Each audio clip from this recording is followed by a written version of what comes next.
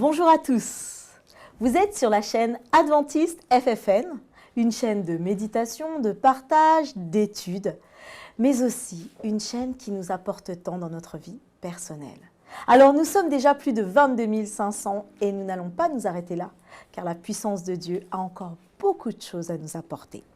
Donc n'hésitez pas, abonnez-vous et partagez-le aussi.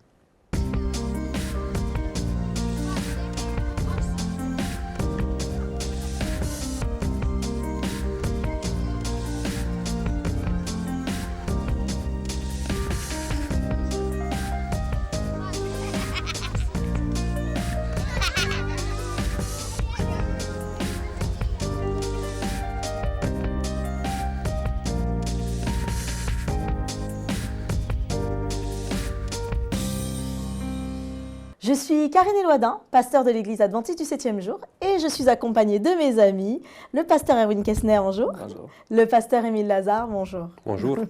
Donc nous avons le plaisir en ce jour de pouvoir partager avec vous cette étude. Et elle me fascine personnellement parce que elle est à la base de notre foi. Voir dans l'invisible, voir l'invisible. Alors juste avant de commencer, je vais proposer à Erwin, est-ce que tu veux bien prier avec nous s'il te plaît ? Père éternel, je te remercie pour cette nouvelle occasion d'étudier ta parole, de discuter autour d'elle. Et je te prie de nous accompagner et faire en sorte que les enseignements soient utiles pour ceux qui regardent et pour toutes les personnes qui en ont besoin. Amen. Amen. Amen. Amen. Donc, cette semaine, nous parlons de foi. De foi parce que voir dans l'invisible... Alors, une petite question que je vais vous poser de prime abord comme ça. Voir l'invisible. Enfin, qu'est-ce que ça peut nous évoquer, voir l'invisible? Parce que personnellement, voir l'invisible, c'est comme si c'est un peu antinomique. Voir l'invisible. L'invisible, par définition, c'est ce qui ne se voit pas. Vous, qu'est-ce que ça vous a fait quand vous avez vu ce titre, voir l'invisible? Pour moi, je pense tout de suite aux anges qu'on ne voit pas et dont on s'aperçoit parfois qu'ils sont bien présents. Parfois, qu'on est dans la voiture et ça arrive que, j'espère que ça n'arrive pas trop souvent, que Dieu doit envoyer ses anges pour nous sauver. Il faut qu'on fasse attention. Mais oui, il y a certains moments où j'ai dit, Seigneur, merci, ça c'était toi. Et je me rappelle aussi cette expérience tellement belle d'Élisée quand il a dit, Seigneur, ouvre-lui les magnifique. yeux. Ah oui, magnifique. L'armée d'anges célestes, les chars de feu. Oui. Bon, si on fait une analyse très courte sur le mot qui est utilisé dans l'épître aux Hébreux par l'apôtre Paul sur l'invisible, dans le Nouveau Testament, c'est un attribut qui appartient à Dieu. C'est lui qui est invisible totalement, c'est Dieu par rapport à nous. Et voir l'invisible, ça veut dire voir cette personne qui est présente ici, mais qui n'est pas là. Ça veut dire avoir une relation avec une personne qui est magnifique, qui est extraordinaire et qui a cet attribut d'être à la fois présent, mais à la fois, en même temps, cette personne, elle est invisible pour, je peux dire, pour les yeux matériels que nous avons. C'est vrai. C'est ça. On ne peut pas parler de l'invisible, des fantasmes. Mais on parle d'une personne qui a cette capacité de se faire découvrir en restant invisible. Tout à fait. D'ailleurs, on peut quand même juste mentionner comme ça que nous avons un spectre de vue qui est limité, parce qu'il y a tous les rayons X, gamma et tous les autres rayons que nous ne voyons pas, que d'autres espèces vivantes voient, mais pas nous, en tout cas humains comme nous sommes. Donc, très intéressant ce qui a été abordé et on va le voir un peu plus intensément. Mais pour cette premier texte que nous allons lire, nous lirons dans Hébreux 11, verset 27. Hébreux 11, verset 27, et on va parler d'expérience qui a été vécue aussi. Donc, Hébreux 11, verset 27. C'est par la foi qu'il, Moïse, quitta l'Égypte sans craindre la fureur du roi, car il tint ferme comme quelqu'un qui voit celui qui est invisible. Comme quelqu'un qui voit celui qui est invisible. Donc, on en a un petit peu parlé avant. Mais là, Moïse va témoigner une foi qui dépasse un peu l'entendement. C'est-à-dire qu'on rappelle un peu le contexte. Quittant l'Égypte où ils ont été, donc, pour les autres, 400 ans en esclavage, donc lui, ce n'était pas son contexte, mais il a quand même dû quitter l'Égypte après, donc il sait ce que c'est, hein. Il a quand même, on peut penser à des enfants, par exemple, qui ont été soit battus, soit maltraités par une personne toute leur vie. Quand après, si on doit rencontrer cette personne, on sait, il y a cette appréhension. Et Moïse, quand il doit retourner dans ce pays où il sait qu'il n'est pas le bienvenu, il va quand même y aller avec, comme il est écrit, cette fermeté en se disant « quelqu'un qui voit celui qui est invisible ». Alors ça, comment est-ce qu'on peut le vivre réellement en fait? Tu l'as évoqué, Émile. On nous dit que Moïse il se montra ferme devant la colère du roi, du pharaon d'Égypte, comme voyant celui qui est invisible. Est-ce que c'est lui dont le texte parle ici, c'était invisible pour Moïse ou pour les autres? Parce qu'il faut se rappeler un petit peu de l'histoire de Moïse. Avant que Moïse soit déterminé d'avoir ce courage, de se présenter devant le Pharaon, de demander au Pharaon, au nom de ce Dieu qu'il a envoyé, de laisser Israël partir, avant ça, il a eu une rencontre, il a eu une preuve de l'existence de ce Dieu dans sa vie. Ardent. Il ne l'a pas vu face à face, jamais. À un certain moment, bon, plus tard, il va demander à Dieu de lui montrer son visage. Et Dieu ne lui montre pas le visage, mais il entend la description de Dieu à partir des éléments du caractère de Dieu. Donc, Moïse, il a eu cette rencontre avec Dieu, il a eu cette preuve de l'existence de Dieu, mais pas de la manière, comme je peux dire, manière très matérialiste. Oui. Mais il est convaincu de ce qu'il a vu, ce qu'il a entendu, ce qu'il a vécu lors de cette expérience dans le désert. Et quand il s'est présenté devant Pharaon, je peux dire que c'est quelqu'un qui a des éléments tangibles, des éléments objectifs de croire dans celui qui est invisible. Et c'est la même chose dans notre vie. Quand Dieu nous demande d'avoir confiance en lui, de manifester la foi en lui, il nous donne dans notre vie, dans notre existence, à travers les expériences que nous avons, à travers les lectures que nous faisons dans la Bible, il nous donne des éléments clairs dans notre conscience qu'il existe. Après, il y a beaucoup de choses que nous ne savons pas de Dieu, que nous avançons dans la vie en lui faisant confiance, parce qu'il est exactement comme on l'a connu dans certaines expériences de notre vie et comme on l'a découvert dans la Bible. Mais jamais la foi en Dieu n'est aveugle. C'est une foi qui a des certitudes. Wow. Merci. Après, c'est intéressant comme texte, quand même, parce que finalement, on pourrait dire, s'il y a quelqu'un qui voyait quelque chose, c'était eux. Il y avait la nuage, il y avait la colonne de feu. Donc, comment est-ce qu'on peut dire « ils ne voyaient pas » Par contre, ce qui me frappe, moi, beaucoup plus, est que Moïse, la Bible dit, il a choisi de ne pas être fils du roi, de ne pas être pharaon, parce qu'il a vu dans l'avenir la rémunération. Et donc, c'est aussi intéressant parce qu'il a quitté 2 fois l'Égypte. Une fois, il a été effrayé par le pharaon parce qu'il a couru. Mais ce qui est pour moi important est que Moïse, il a regardé vers quelque chose qui est devant lui. Et la rémunération pourrait être, premièrement, le pays de Canaan, qu'il n'a pourtant jamais atteint. Mais il a donc laissé tout ce que l'Égypte pouvait offrir à ce moment-là, parce que dans le futur, il voyait que c'est ça qui l'attend et que c'est beaucoup mieux de tous les points de vue. Wow. Donc, il n'y a pas un seul point. Et c'est ce qui fait aussi qu'ils tiennent tout au long de la route, pas seulement en quittant l'Égypte, mais après, ça ne va pas être simple non plus. Tout à fait. en sachant que ce qui attend de l'autre côté est extraordinaire. C'est très, très important de savoir une chose. Quand Moïse vient devant Pharaon, il n'a pas une croyance dans un Dieu à partir d'une mythologie. Oui. Les Égyptiens, ils croyaient dans les dieux. C'est vrai. Mais leurs dieux, c'était des personnages, des légendes, des mythes. C'était difficile d'avoir la confiance dans un tel Dieu.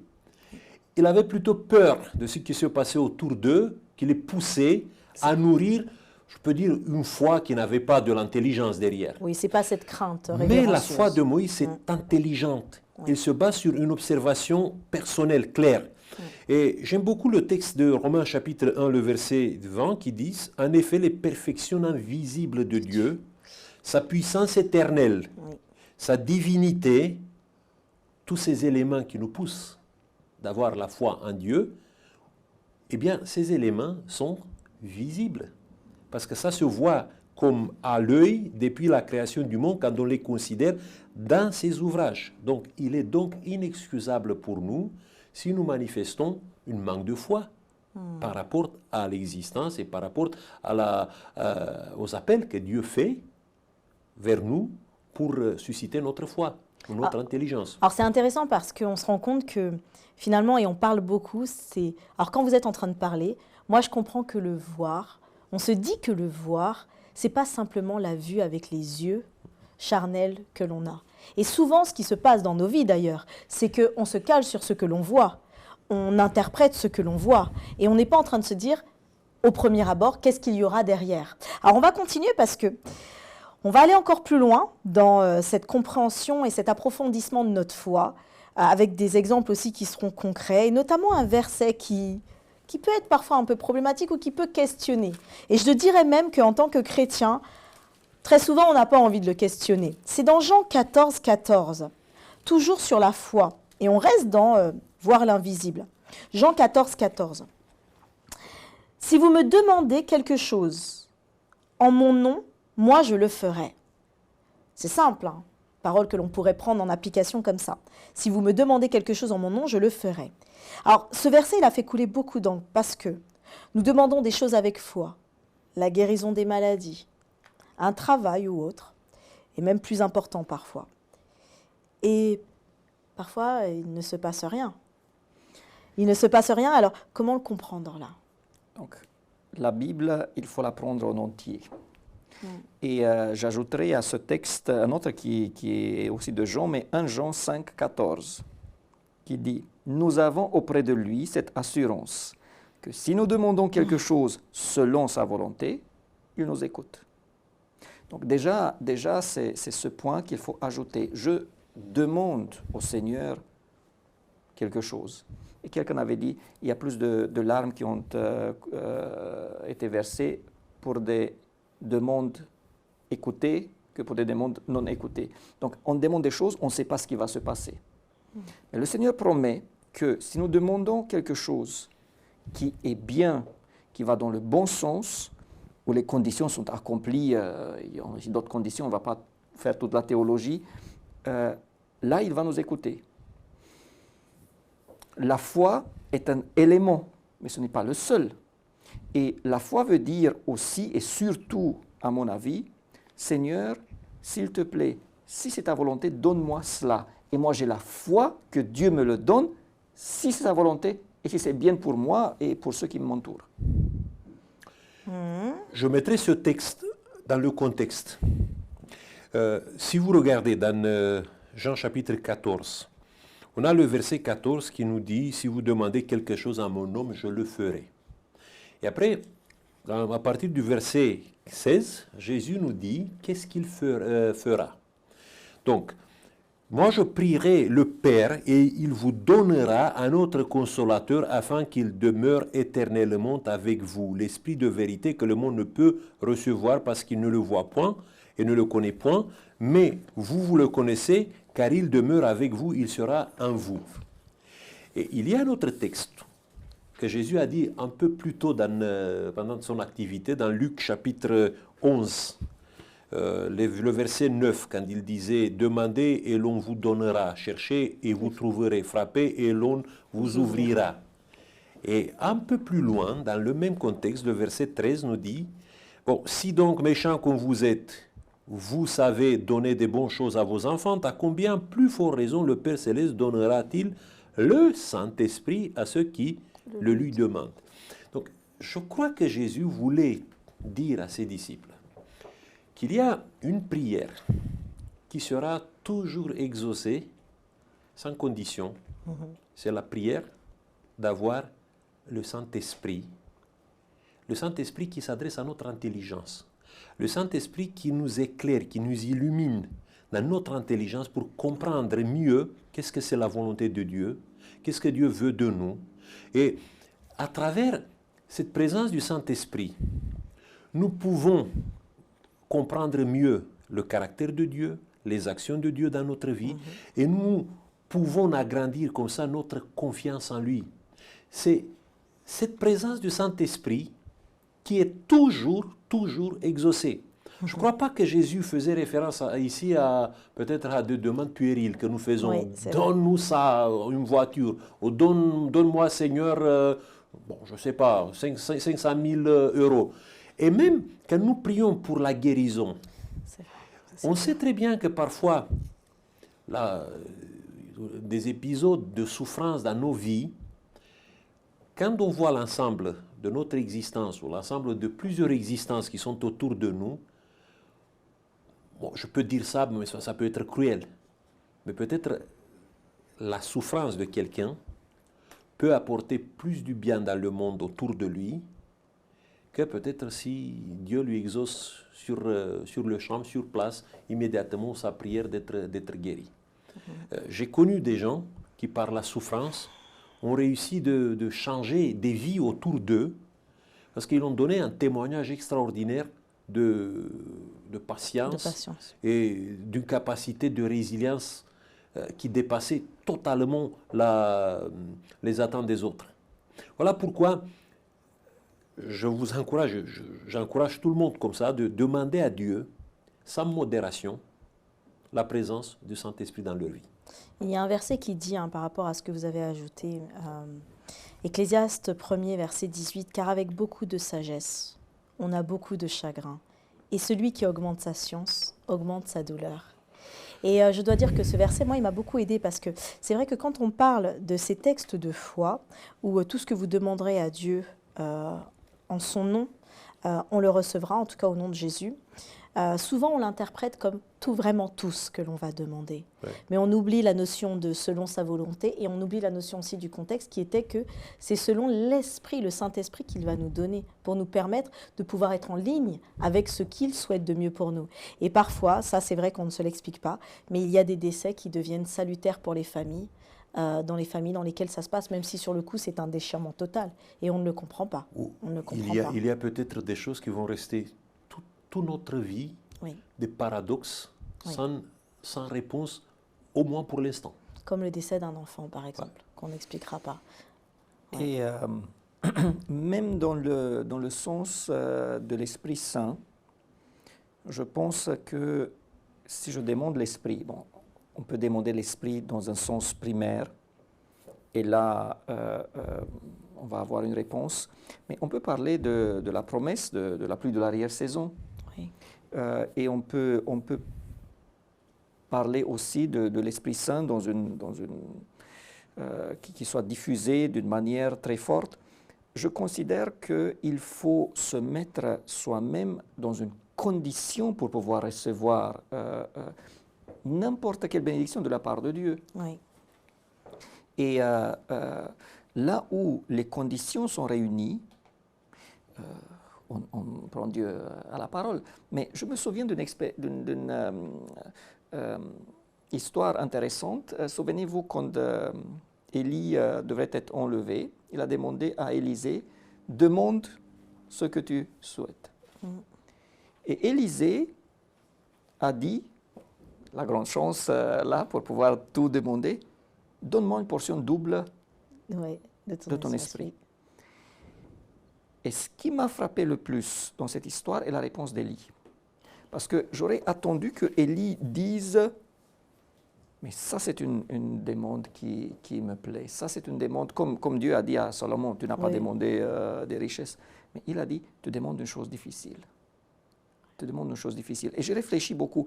Je considère que la chose est difficile, non pas parce que Dieu n'a pas assez, mais parce que nous les humains, nous arrivons difficilement à nous mettre dans l'état de pouvoir recevoir la quantité d'esprit que le Seigneur veut nous donner. Et il attend à nous donner. Alors j'aimerais que l'on puisse, dans ce thème, voir dans l'invisible, nous poser aussi une question qui est au cœur un peu de nos fonctionnements.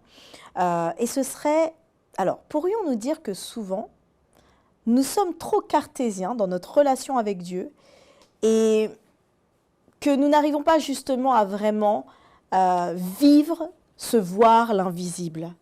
Parce que lorsque l'on a des décès autour de nous, lorsqu'il y a des crises, lorsqu'en ce moment on voit la montée en fait des prix au niveau que ce soit du pétrole, des matières premières, lorsqu'on voit que l'on a des successions de décès autour de nous, et il y en a, lorsque l'on voit que l'on peut perdre son travail, que les situations deviennent difficiles.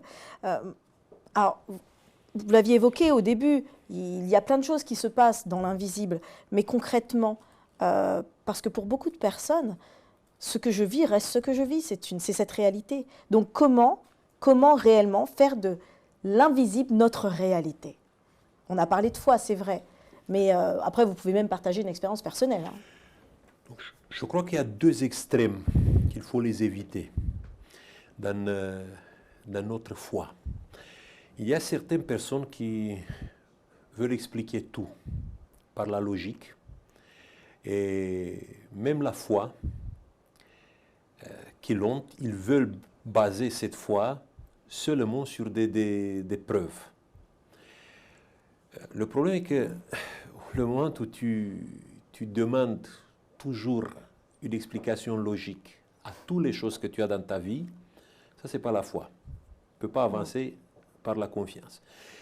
Et nous, les humains, nous avons quand même une incapacité de comprendre beaucoup des circonstances, des éléments qui nous entourent. Je crois que chacun de nous va rester jusqu'au bout de sa vie avec des interrogations par rapport à des choses qu'il a vécues, par rapport à des situations qui sont totalement paradoxales, totalement irrationnelles qu'il a rencontrées dans sa vie. En même temps, il ne faut jamais oublier que dans notre expérience spirituelle, si on s'ouvre, si on cherche Dieu, on va trouver toujours des éléments qui prouvent que Dieu, il est là, qu'il nous touche. Dans certains moments de notre vie, on peut partager des expériences peut-être personnelles, où j'ai vécu ça, j'ai senti ça. Moi, je suis très cartésien. Oui, mais alors justement... Mais dans ma vie, bon, tu sais, quand j'ai été au lycée, j'ai commencé à chercher la route vers Dieu, lors du baccalauréat, de l'examen de baccalauréat, tu sais, j'ai fait une prière avant. J'ai fait la prière que Dieu m'aide pour répondre au baccalauréat. Bon, c'était ma langue maternelle, la langue roumaine à l'oral. J'ai tiré le sujet, j'ai écrit sur ma feuille.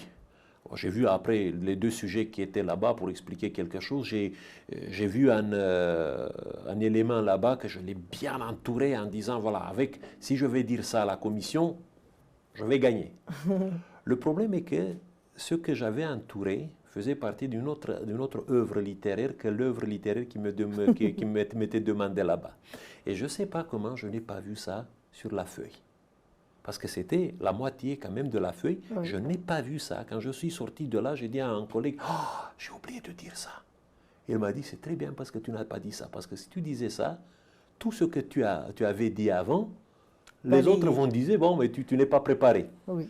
Et la note que j'ai prise, que j'ai eue à la fin, c'était quelque chose qui m'a prouvé que ma prière, avant cet examen, a été écoutée. Bon, c'est subjectif pour vous et pour tout le monde. Non, mais c'est vécu. Moi, je l'ai vécu aussi pour un examen. Ça a été un élément qui m'a beaucoup aidé de dire, ce Dieu, il existe vraiment. Ce Dieu, il m'aime vraiment. Et ça m'a poussé d'aller beaucoup plus loin dans l'étude de la Bible, dans une découverte beaucoup plus complexe après de ce qui est Dieu. Amen. Donc je crois que nous avons ça tous dans nos vies. Mais en même temps, il faut accepter le fait que nous avons quand même des limites, qu'il y a des choses que nous devons faire du crédit à Dieu, en disant, Seigneur, je ne comprends pas pourquoi cette maladie touche ma vie ou touche quelqu'un qui est proche de moi, et malgré tout ça, j'ai vu ta bonté. Et je connais l'histoire de Jésus qui est mort pour moi et tu as fait ce sacrifice pour moi, bon, je choisis de te faire confiance. Et ça c'est, si vous voulez, c'est la partie peut-être subjective de notre foi qui a du cartésien, mais qui a aussi un élément de confiance totale. Après, il y a l'autre extrême, où tu ignores totalement tous les éléments objectifs.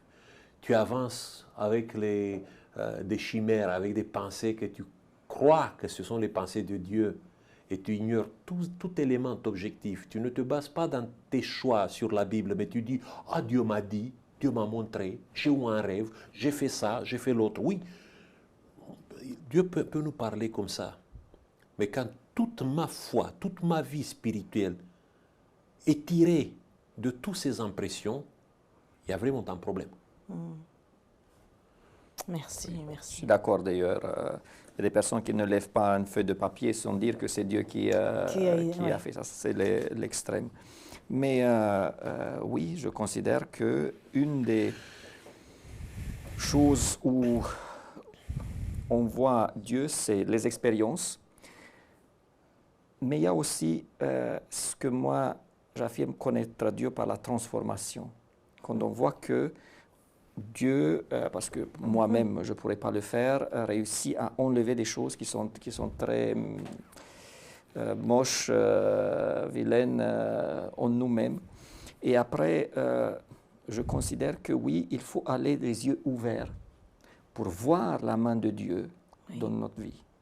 Et pour moi, les meilleures expériences, et les expériences où je vois le plus souvent la main de Dieu, c'est dans mes projets missionnaires personnels. Je peux vous donner X exemples, mais un des plus forts, j'étais un soir dans une cité, j'ai visité quelqu'un, une famille de mon église. C'était 9 h le soir, et quand je suis sorti, je ne savais pas par où aller pour trouver la station de bus. Donc il y a une dame qui est sortie, une dame seule. Je lui ai demandé, madame, est-ce que vous savez par où aller? Donc elle m'a montré, c'est là. Donc je pars, et derrière moi, j'entends, messieurs, où est-ce que vous allez? Donc je retourne, je dis à la gare de, est-ce que vous voulez que je vous y amène? Donc si quelqu'un me dit qu'une dame seule, dans une cité, la nuit, c'était en hiver, demande à un homme seul de l'accompagner à la gare, et que ça c'est un hasard. Oui. Alors, faites l'essai et allez voir, demander à 100 femmes si ça va se passer. Voilà, c'était comme naturel qu'à la fin, je lui ai donné un livre pour lui remercier de cela. Maintenant que je suis arrivé ici, à la gare, il y a un groupe de 3 femmes africaines, d'après la manière dont ils se présentaient, et ils parlaient. Quand je passe, une d'entre elles dit Dieu a fait une femme, un homme. Et puis ils se sont arrêtés parce que je suis passé là, et j'ai vu qu'ils se sont arrêtés, ils ont commencé à parler dans une autre langue parce qu'ils étaient gênés. Et moi, je suis venu, j'ai dit, écoutez, n'ayez pas peur parce que j'ai le même avis. Ils ont commencé à rigoler, et puis j'ai dit, je suis pasteur. Ah oui, donc comme naturellement, après j'ai donné un livre, d'ailleurs 2, parce qu'il y en avait plusieurs. Maintenant, on peut dire que c'est un hasard qu'ils ont parlé de cela juste au moment où je suis passé devant eux. Mais il y a trop d'hasard parfois pour croire dans le hasard. Oui, c'est vrai. Merci à tous les deux pour ce partage. Alors, j'aimerais quand même vous inviter, parce que vous avez partagé des expériences, et ça nous enrichit, donc merci. Est-ce que vous pourriez donc regarder nos internautes et leur donner un encouragement dans cette perspective de voir l'invisible? Alors, en une phrase, ce sera un encouragement. Moi aussi, je commencerai comme ça, je vous donnerai aussi l'encouragement et je ferai la conclusion. Personnellement, moi, ça m'a beaucoup aidé. Alors, pour voir dans l'invisible, c'est vrai que je m'appuie exclusivement sur la Bible pour que Dieu me montre par les expériences passées comment, dans l'invisible, les choses étaient déjà préparées. Et moi, lire ça me permet, dans ma vie personnelle, de me dire que quelles que soient les circonstances, les autres, ils sont déjà passés et ils les ont traversées. Donc, moi, j'essaye de voir aussi, comme les prophètes, comment ça se passerait dans la perspective que Dieu a. Donc en prière, en lecture, que Dieu me montre ce que je ne vois pas. Et très souvent, il y a cette indescriptible sensation de paix qui s'installe. Cette voix qui dit « oui, ça va aller », oui, ça va se passer, ou oui, je l'ai voulu ainsi et tu n'as pas encore la réponse, mais c'est bien comme ça que je l'ai voulu. Et je vous invite à l'expérimenter parce qu'il a vraiment réponse à tout. L'Esprit de Dieu nous parle à chaque instant. Alors, Émile. Ok. Bon, moi, je reviens à l'idée du début sur la prière sans modération que nous devons faire. Et cette prière sans modération que Jésus nous invite à la faire à chaque fois quand on s'adresse à Dieu, c'est de demander l'Esprit de Dieu. Tiens, tu vas t'adresser directement à notre Internet. Oui, dans tout ce que nous faisons, tout ce que nous pensons. Et j'ai trouvé un texte pour appuyer cet encouragement. C'est le texte de Romains chapitre 8, le verset 26. De même aussi, l'Esprit nous aide dans notre faiblesse, car nous ne savons pas ce qu'il nous convient de demander dans nos prières. Mais l'Esprit intercède par des soupirs inexprimables. Amen. Voilà, c'est la prière fondamentale pour un chrétien. Demander sans modération l'Esprit. Merci. Et moi, j'encourage les internautes de demander à Dieu de leur ouvrir les yeux pour voir déjà les multiples interventions dans leur vie. Parce qu'il y en a et parfois on passe sans les voir. Et ensuite, j'encourage les internautes de faire ce que dit le psaume 103, n'oublie aucun de ses bienfaits. Il ne dit pas n'oubliez pas tous les bienfaits, n'oubliez aucun de ses bienfaits. Et mon encouragement est d'écrire chaque fois quand Dieu intervient d'une manière, noter quelque part pour regarder ensuite combien de fois Dieu est intervenu et puis ça aide pour le futur.